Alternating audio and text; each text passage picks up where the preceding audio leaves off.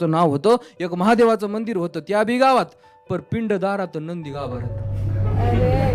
अर म्हणलं हे काय, खाली डोकं वर पाय, हळद कुंकू लिंगावर आणि पंचामृत शिंगावर.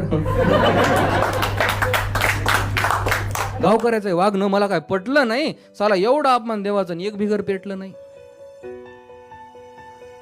घेतलं बाहेरून दर्शन, मग केली पाठ देवाला आणि महादेवानं मग म्हणत म्हणत शिव्या घातल्या गावाला.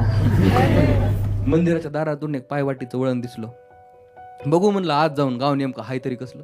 वाटत चालत चालत तेच वडाचं झाड होतं, परी ते इथं उजव्या नाही डाव्या हाताकडं होतं. झाडाखाल्ल्या देवळात तोच मल्हारी मारदंड होता, पण दानपेटीत पैक टाकल्या 100 रुपये दंड होता.